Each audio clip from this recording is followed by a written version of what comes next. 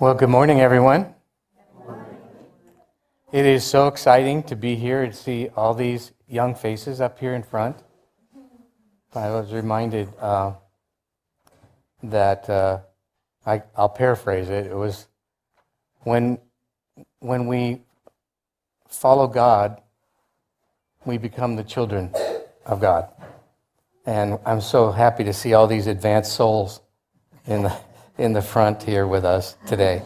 It's exciting. So, and welcome to Sunburst Sanctuary. If this is your first time, we're now calling it Sunburst Sanctuary and Child Care Center. So, my name is Greg, and I will be your speaker for the day. I got a chance before we started to meet a lot of exciting new people, so welcome, particularly if it's your first time. I told Al a week and a half ago or so, when he asked me what music I wanted, I said, the only thing I want is spirit and nature, the rest is your choice. And I was here for the rehearsal this morning, and it's like every single song was right on. It's like, so does anybody know what yesterday was, by the way? Okay, thank you. I'm talking to the right people. So, Norman Paulsen, the founder of Sunburst, and by the way, I think Sunburst is 54 years old this year. Am I correct? He said, we were created to be caretakers of this garden earth. Wow. Earth Day was 53 years ago today, or yesterday, and it started in 1970. And what's interesting is a lot of the people in this room probably weren't alive in 1970, much to my chagrin. But in 1970, there was no Clean Air Act, there was no Clean Water Act, there was no Environmental Protection Agency, there was nothing. There was no way to legislate or enforce people that were polluting the environment in this country. In 1971, I lived in a small, and it was small at that time, small town called Ontario out in the Inland Empire. And I used to like to go up to the mountains because it reminded me of my home in Oregon. And I would drive up the mountains and look down upon the city, and all I'd see was a brown, reddish, orangish haze. The smog was at its absolute worst. Now I live up in those mountains, and I can go out to the rim almost any day of the year and look down. If it's not foggy, I can see all the way to the ocean. I can see the skyscrapers in downtown Los Angeles. It's that clear now. So Earth Day has made a difference. When people get together with a common mind and do something, times change. Now, this is going to sound funny. My mother was a sewage advocate. So I used to get quite a thrill out of telling my friends that my mother worked in the sewer. This was in the 1960s, and I was a young lad. And this might surprise you, but Oregon in the 1960s did not have clean waters. You think of Oregon, you think of those beautiful green trees, you think of the beautiful snow-capped mountains, the rugged oceans, and the clear crystal waters.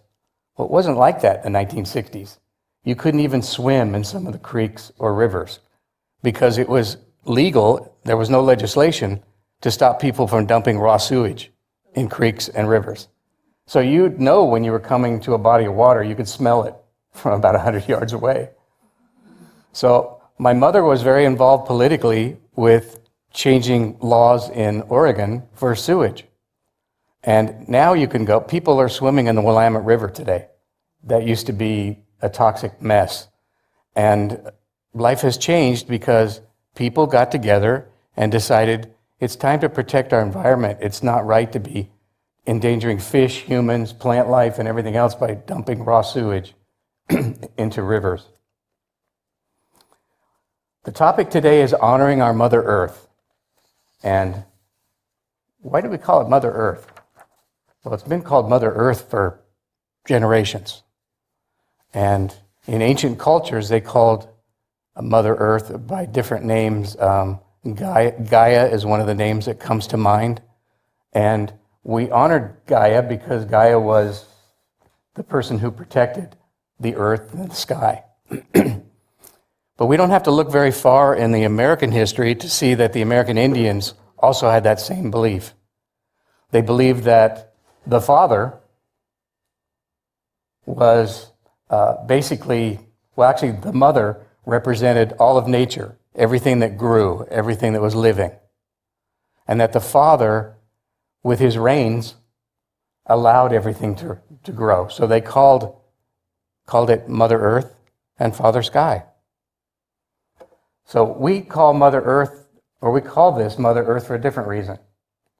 And I'll share with you a quote from Paramahansa Yogananda, who first brought Kriya Yoga to the Americas. He said, "In creating this universe, God revealed two aspects, the masculine or fatherly, and the feminine or motherly.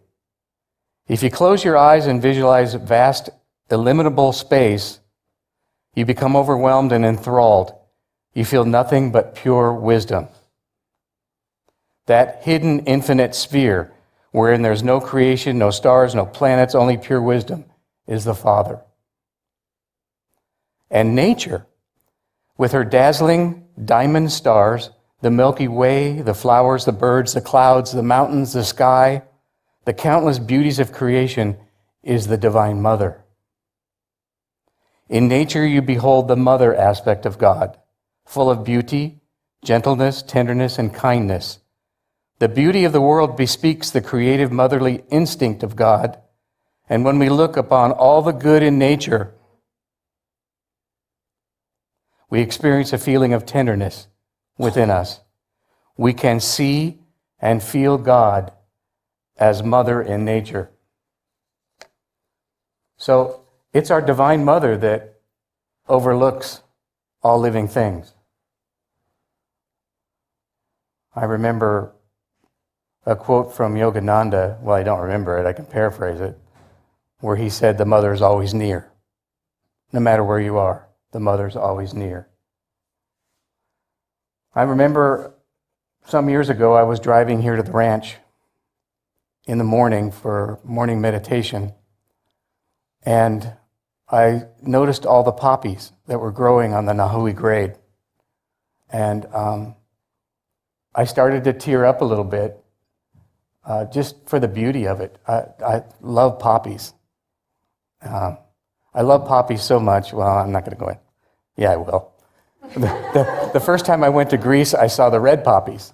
And I wanted, let's bring red poppies back to California. And then somebody explained to me that's where they get opium from. So I thought, well, I think I'm not going to take those on the plane.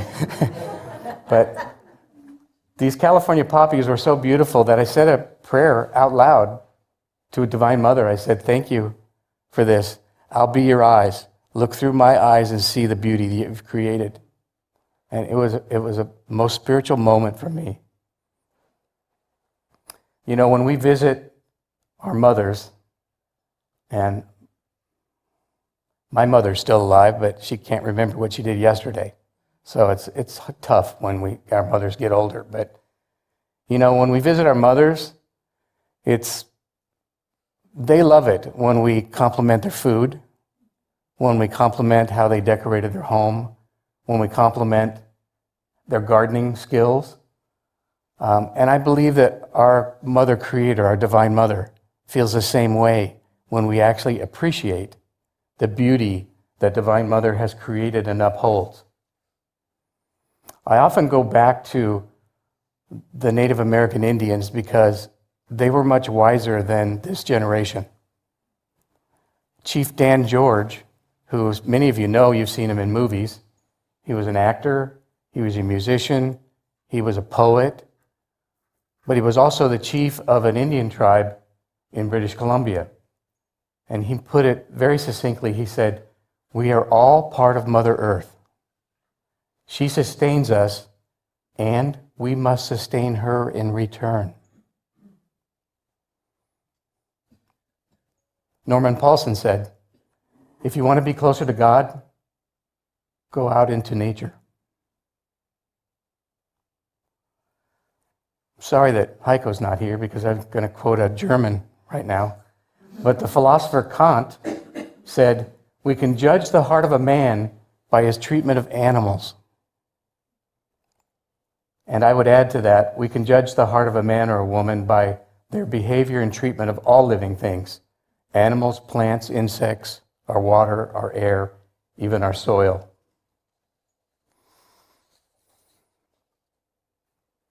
When I came in this morning to the temple, I drove past the horses over here. And I used to see them every single day, multiple times, and not really think much about them except how beautiful horses are. And I realized how special Sunburst is, because all those horses you see out there were working horses. They worked with cattle herds. They did roping. They did herding. And they are now, some of them lame, some of them just old. And instead of doing what a lot of ranches do in the United States, we feed them healthy food. We have a farrier come out every month or so and trim and clean their hooves.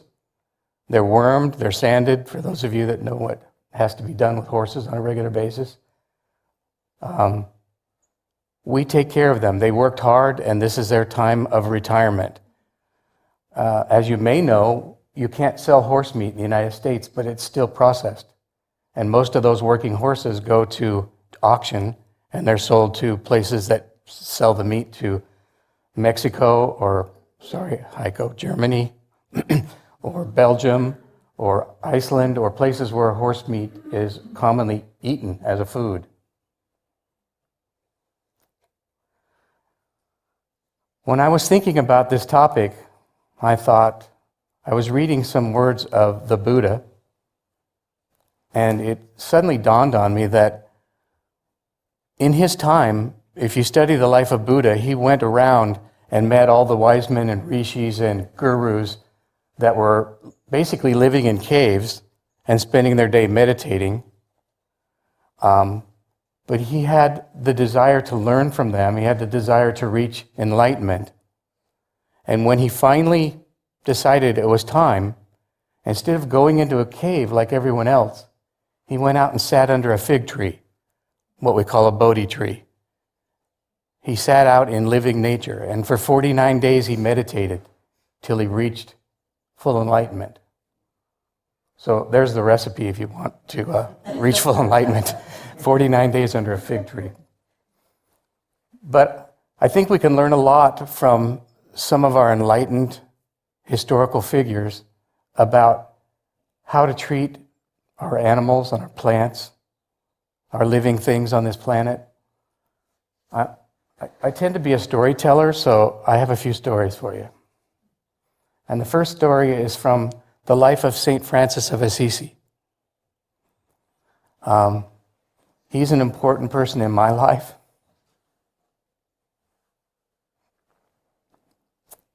When my dog before last passed away, the first thing I did is went out and bought a statue of St. Francis to put over his grave. He was very tender to animals. It's told that he would preach to the birds, and the birds wouldn't leave until he told them to leave. And after he finished his sermon to the birds, they would flap their wings, and then they'd fly away. But this particular story happened in a little village. If you're familiar with Italy, it's halfway between Rome and San Marino. I think it's called Guggio, I'm sure it's pronounced. And they had a problem there in his time with a wolf. And when I say a wolf, you're used to seeing coyotes around here. Imagine a coyote 3 to 4 times that size. All right, this is what wolves were like. And he saw a wolf that was ravaging this village. It was taking their animals, killing their game animals, their stock, even took the lives of several humans. And they had sent bands of people out with sticks and torches and knives to try to find the wolf and destroy it. And when St. Francis visited this village, he saw that the people were afraid to actually leave the compound of their small town in the broad daylight. They would stay inside the city walls. So he decided he would go out and talk to the wolf. And he asked for volunteers, and he got some volunteers, including one of his followers. And they went out into the woods, and as soon as it started getting kind of scary, all the villagers went back to the village. And so he was left with his ministerial companion. And the wolf suddenly came out of the woods with his jaws open, angry eyes, basically on the prowl, ready to attack. Now, St. Francis was an illumined brother who was a disciple of our elder brother Jesus. And he made the sign of the cross in front of the wolf. And the wolf came up to him, rolled over on his back, and St. Francis scratched its belly. And he said, "I'm here to talk to you, Brother Wolf. The people of the village are frightened of you. You keep taking their game. You keep taking their animals. You're attacking their humans. We need to make a peace pact between you and this village. Now, I will get the villagers to feed you on a regular basis if you will promise not to attack their game and their children and other humans." And it said that that St. Francis held out his hand and the wolf put his paw in the hand. And then he said, "I want to take you to the village now." And the wolf got very kind of withdrawn and almost frightened. But they walked to the village, St. Francis on one side, the wolf on the other, and he preached to the village about peace and love and respect for nature. And he said, I made a pact with this wolf. Will you keep it? The pact is you will give him food every day and he won't attack anybody in the village. He won't take your animals. And they all said, "Yes, we'll support you." And then he looked down at the wolf and he said, "Will you honor that pact?" He put out his hand. The wolf once again put his paw in his hand. That wolf lived for several more years, never attacked an animal, never attacked a human, and people looked forward to him coming to the village and they put out food for him. And when that wolf passed away, the people of the village cried and were sad. I wish we could all be like St. Francis. Another story that relates how we can relate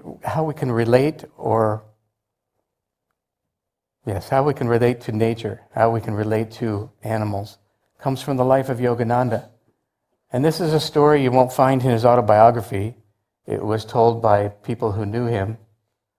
But he loved animals. Some of you know that he had a pet deer for a long time at Ranchi School, which he started for the upbringing and education of young boys in India. But this particular story is about a field trip that he took with the boys, and it was going to be an overnight field trip. They loaded up an ox cart and put the oxen in front of the cart, and the boys and Yogananda all walked out there, and then they had, an ox cart master that was controlling the oxen. And they finally got to the place that they were going to stop at night. There was a small barn and a small house. And everyone went in the house.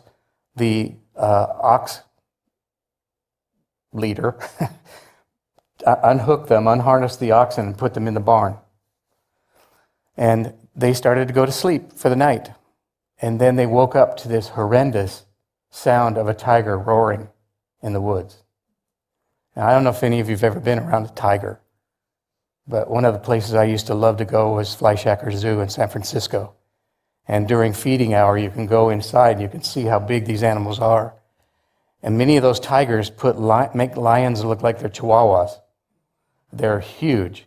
They can stand on their hind legs and they're 9.5 feet high. It's amazing. Anyway, they heard this roar, and Yogananda asked the oxen driver, "Did you lock the doors on the barn?" And the oxen fellow, I don't know what to call him, he said, oxen driver, he said, no, I forgot. He said, do I have some volunteers to go with me out there to close the doors on the barn? Surprisingly, no one volunteered. So Yogananda walked out there by himself, and the tiger came out of the woods. You can imagine what a tiger looks like when it's hungry and it sees prey. And Yogananda just kept moving towards the tiger. And as the tiger approached Yogananda, it rolled over on its back, and Yogananda began to scratch its belly. And then the tiger got up and walked away. Why did that happen? Was Yogananda special? Well, yeah, he was special. But I believe it was the love that Yogananda had for all things in nature that tiger felt. And that allowed that tiger to be one with Yogananda for a moment. So the tiger was no longer going to attack anybody. He wasn't going to try to go after the oxen. He just went back into the woods, probably feeling full of love that he hadn't felt ever. So, years ago, and this is not a story from an enlightened person, this is my story. But years ago, I was out on my annual trip to harvest venison. I had to find a way to say that nicely. Some of you know that venison and elk are some of the best organic meats on this planet. And so I have made it a habit for the last 30 years to go out and try to harvest venison. And this particular morning, I go with a group of people, usually anywhere from 4 to 7 people, but I hunt alone because I do things that other people don't do, like meditate while I'm out there, read and meditate while I'm out there, sit for hours at a time.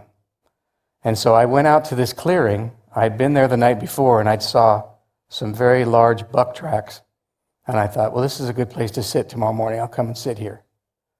So I'm sitting up on this rock, and I can see 100 yards down this open meadow, and then there's trees. Then I can see about 50 yards on each side, and then the forest starts. And I'm sitting up on a rock, so I'm elevated. And I would read a few chapters or a few verses from these little Yogananda books that I take on my trips. And then I'd close my eyes and meditate on what I just read. And then open my eyes and I'd scan around the area and then go back to reading another paragraph and meditate again. One of the times I opened my eyes, I saw movement at the far end of the meadow. And I lifted up my binoculars and looked through them. And sure enough, it was the most majestic 4x4 I had seen up in those mountains. And so I took the safety off my rifle, and I lifted my rifle up, and I'm left-handed, I'm sorry for those of you that... I lifted up my rifle and started to get a bead on that particular buck. When the oddest thing happened, I heard a voice in my mind that said, "May I approach?" Sure, that's all I could think of. Yes, you may approach. That buck walked 100 yards, looking at me the entire time, to a spring down below my feet where there was green grass growing. And it put its head down and started to take some water and eat some of the grass there. And then every once in a while looking back up at me. I say a little prayer in my heart before I go out to do that, and that is, Divine Mother, send me something that is, it's time to go through its change, go through its lifespan. I don't want to take somebody that's got a future. And so I'm looking down at this deer and I'm thinking, I'm hoping my buddies don't see me sitting here staring at a deer with my safety off, and he's probably from here to that last candle over there. And then the buck lifted its head and started to walk towards the side. And I looked as it walked, And then it turned its head before it went into the woods and looked at me. And I heard that voice again. Thank you. Needless to say, I broke into tears. I had not had that kind of event in nature before. And I had a new appreciation for Divine Mother. I knew she didn't want me to harvest that particular meat product. I also knew that you and I are intimately connected with every living thing on this planet. So I'd like us to consider that as we go into meditation now, and we'll meditate for about 10 to 15 minutes. If you have a meditation practice, please use it. If you don't have a meditation practice, sit up straight in your chair, or if you're against the wall back there, sit up straight. Close your eyes and focus on your inhaling breath and your exhaling breath. And we'll have Claudia lead us into the meditation with the bowls.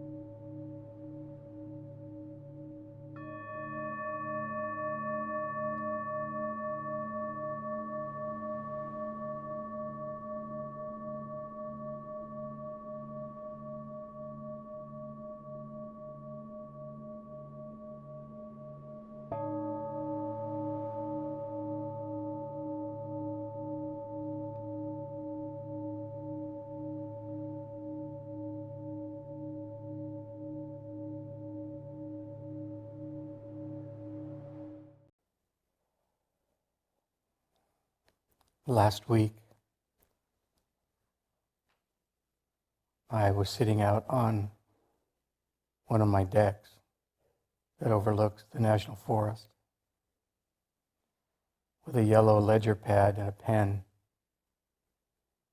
And I asked Divine Mother, how can we honor Mother Earth? Give me some ideas. So I'm going to share with you the list that I got.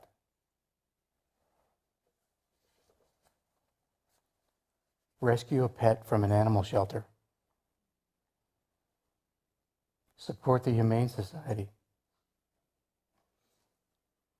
Support wild horse rescue. Put out bird baths for the birds on your property. Plant a tree this spring. Plant flowers and shrubs that attract pollinators. Use natural methods to rid your property of noxious weeds. When I read this list to my wife Elena, and some of you know that she grew up in Greece, she explained to me that we shouldn't be destroying dandelions. And I used to have this little squirt bottle when I lived up in Orchid. If a dandelion popped up, I went out there and sprayed poison on it. And in Greece, they eat dandelions. And I've now learned that dandelions are a superb source of food for the bees. People are going out and putting weed killer on their lawns. And then they're asking, where are all the bees? Where'd they go? Grow your own fruits and veggies. Purchase only organic produce from farmers markets and natural food stores. Don't support conventional farming. Trap and relocate animals. This is something I learned since I've been here at Sunburst.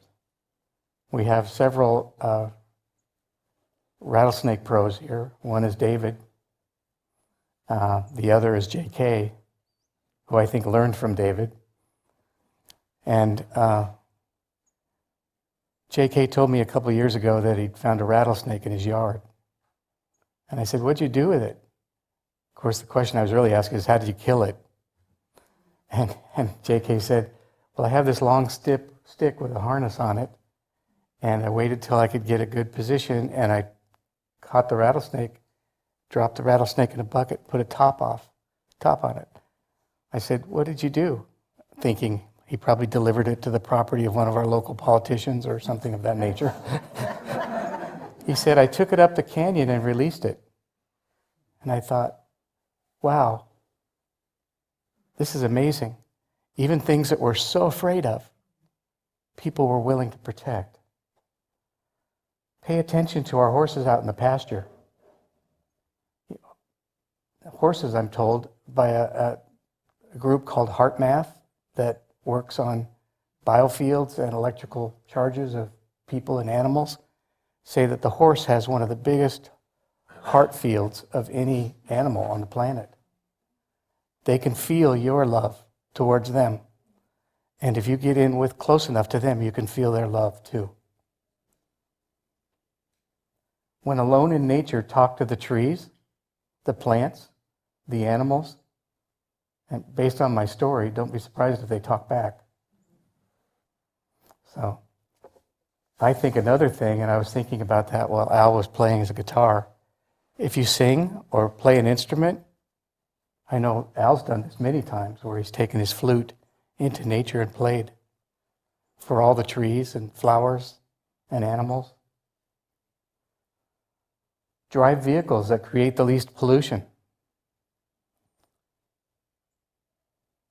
If you spend more time in nature, make sure that you've got a prayer in your heart to Divine Mother for all of her gifts and beauty.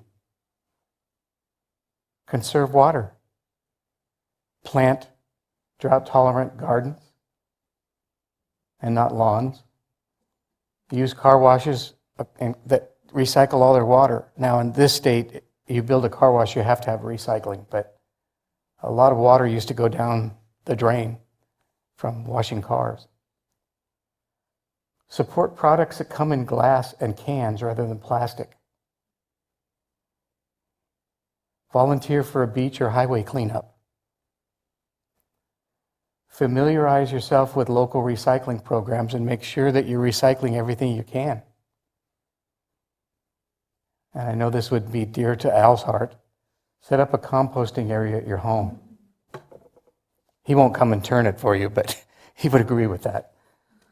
So what I'd like to do is I'd like to close with a prayer, but not something from my head, something from St. Francis.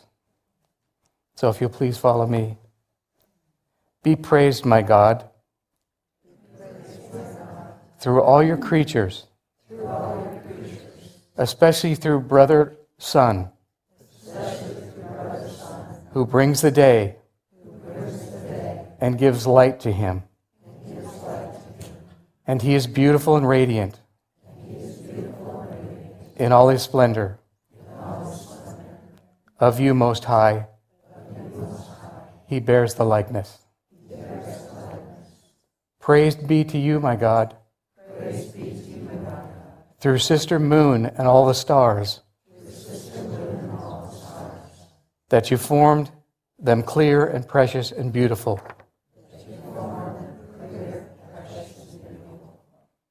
Praised be you, my God,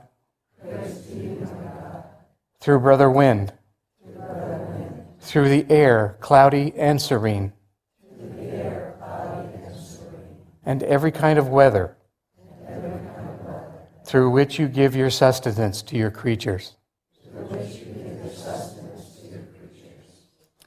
Praised be you, my God,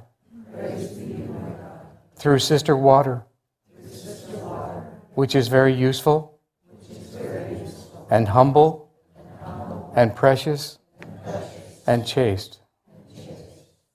Praised be to you, my God, through Brother Fire, through whom you light the night, and he is beautiful and playful, and robust and strong. Praised be you, my God, through Mother Earth, who sustains us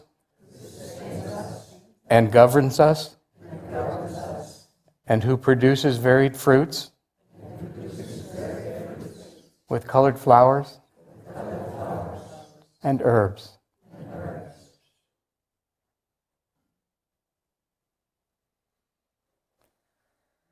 O Divine Mother, lead us each in our own way to discover ways that we can be humble, effective caretakers of your nature. Amen.